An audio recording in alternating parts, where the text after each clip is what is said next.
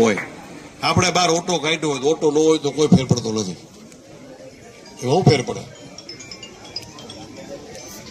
એટલે બસ ઓટાના દબાણ છે, પછી રસ્તા દબાવ્યા હોય, તમારી પાસે 40 વીઘા જગ્યા હોય તો તમે પછી શેઢણ દબાણ કર્યું હોય, પછી ઘણા તો દિવાલ કરી નાખે, ઘણા ફેન્સિંગ કરી નાખે. સરકારની જગ્યામાં કોઈ પણ કરેલું દબાણ હોય એ યાદ દે તો કાલ જવાનું જ છે, ત્યારે આપણને નુકસાન થાય. એને કરતાં આપણે આપણી બાઉન્ડ્રી વાળી હોય તો એમને એમ રહે, કોઈ અડે નહીં. બરોબર, આ તમારું અડવા દેશો કે ભાઈ અમારું હું અમે આવી પાડવા તમે ના પડ્યો, આ તો અમારું છે, તમે મરણિયા થઈ જાઓ. પણ જે આપણું છે જ નહીં એ આપણે લઈએ તો કોક દીત કોક લઈ જાય ને. જે વસ્તુ આપણી છે જ નહીં એટલે એના પ્રત્યે એક તો મોહ ન રાખવો જોઈએ. આપણને ખબર છે કે આપણે દબાઈને બેઠા છે, આપણી નથી, એટલે એના પ્રત્યે બહુ મહત્વ રાખવું નહીં અને સ્વેચ્છાએ ખોલી નાખવું. અત્યારે તમને હું જાહેરમાં અમારા બધા અધિકારીઓ સૂચના આપું છું, ગોચરનું હોય, ગામતળનું હોય, સરકારી હોય, લોકોને નડતરરૂપ હોય એવા દબાણો ઝુંબેશ રાખીને દૂર કરો. અને આપણે સારો શબ્દ આપો કે અમને ગામમાં જે નડતર હતું એ અમે દૂર કરીશ. દબાણ દૂર કરતા નથી પણ જે નડતર હોય ને એ આપણે દૂર કરીશ. બીજા જે કઈ વ્યક્તિગત પ્રશ્નો છે અમે સાંભળી જ લેશું. એવું નથી કે આ તો સામૂહિક હોય, જાહેરમાં સામૂહિક બાલા અમારે જોવા પડે, નિયમો જોવા પડે, એટલે એ અમે સોલ્વ કરાવશું. પણ તમારા આ જે સફાઈના, દબાણના, ગોચરના આપણે બધા પાકા ફોજદારી કરતા હોય છે. તમે આ ધામણે જ નહીં આખો દેશ ગાયું આમ છે ને ગાયું રાષ્ટ્રીય પાણી જાહેર કરો ને ગાયું માટે આમ કરો, બોલવા વાળા છે ને એ ગોચરમાં દબાઈને બેઠા હશે ગેરંટી. એટલે ગામને આપણે સલાહ દેવા જાય કે ભાઈ ગોચરમાં આમ છે ને ગાયું આમ છે ને સરકાર કઈ જોતી નથી. અરે આપણે જોવાનું છે, ગાયું કોની ચરવા જશે? આપણે આપણા ગામની જ જશે ને.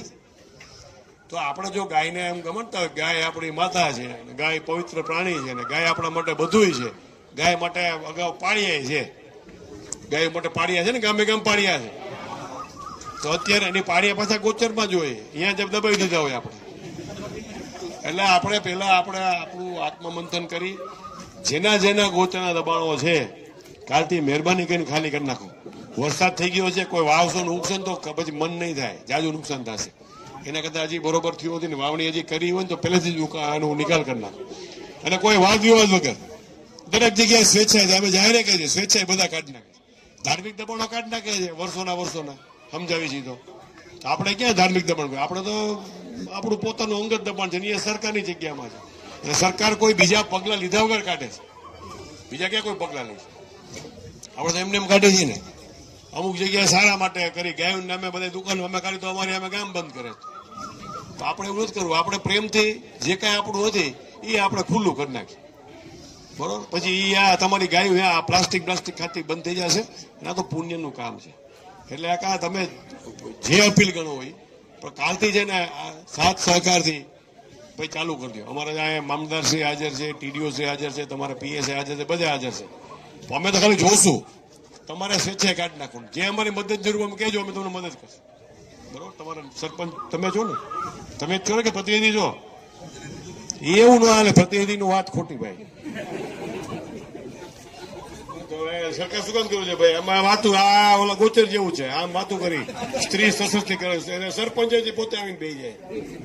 મને પેલા ખબર નથી, બેનને બોલાને બિહાર જ, કારણ કે એની જવાબદારી છે, પ્રથમ નાગરિક છે ગામના. ઝંડો તમે ફરકાવો કે બેન ફરકાવે છે? એને જ કહો 15 ઓગસ્ટ એવું નહીં હાલે પછી કે આવીને તમે ઉભા રહી જાઓ. એટલે આ કાલે ભાઈ પ્રથમ નાગરિક તરીકે બેનને હું અપીલ કરું છું, તમે કહેજો પ્રતિનિધિને કે ભાઈ આ કાલે આપણા ગામમાં ઝુંબેશના રૂપમાં સફાઈ, બધી જાતની સફાઈ, દબાણની સફાઈ, ગંદકીની સફાઈ, તમારા બંદર વિસ્તારમાં કચરો ભેગો થતો હતો એ નીતિ વિષયક બાબત નથી, આપણે પંચાયત જ સોલ્વ કરવાની, એ કરાવડાવો. મનરેગાના રોડ છે, 3 કિલોમીટરનો રોડ છે, મેં સૂચના આપી છે કે કટકા પાડી અને સ્ટેપ બાય સ્ટેપ કરાવશો થશે, બાકી તમારું આ નહીં થાય. તમારી એજન્સી ફિક્સ થાય એટલે તમે એને તમારી મર્યાદામાં જ આવું એટલું કરશો તો તમારો રોડ પૂરો થઈ જશે, બરોબર. અને તમારા આને રેશિયોને પ્રશ્નો નહીં આવે. આ તો તમારા જે 2 એક્શન સાહેબો હાજર છે એ તો તમારે સ્ટ્રીપ મૂકી દેશે. સ્કૂલ પાસે શિક્ષક મિત્રને કીધું ને, એટલે જીબીનું 10 દિવસની સજા છે આ પાવર કપની, પછી કાયમી શાંતિ થઈ જશે. અને એ કાલે પાછા અહીં બેસશે અહીંથી, એટલે ફોર્મ ઉપર એવું કરાવજો ભાઈ. હા, એવું પછી તમે માખી મારશે એવું થાય, કોઈ આવશે નહીં. એટલે પછી જાહેર અપીલ છે કે ભાઈ આ કનેક્શન લઈ લ્યો. સરકારની નીતિ જે હોય ને હંમેશા એ દિવસે પછી એમ કે આજની હોય કાલ પાછું બંધ થઈ જાય એવું હોય. આજ આપણને મળતું હોય કાલ પાછું જૂનો હિસાબ કાઢશે, પરમ દિવસે હજી એ પછી જૂનું કંઈક કરશે. સરકાર તો નવું કરતી જાય ને, એટલે આજે જે કરી ફાયદામાં એટલે આજે એ કરી લેવું. 2 દિવસમાં પ્રેમથી સ્વેચ્છા લ્યો. 60% ગામ એમને હલાવે છે. પછી આમાં વિકાસ ન થાય. આમાં જીઓનું નેટવર્ક નહીં આવે ને કાંઈ નહીં આવે. એટલે પછી ભાઈ એ આવું સાચું ઓલું જીઓ વાળો ભાગી જાય છે.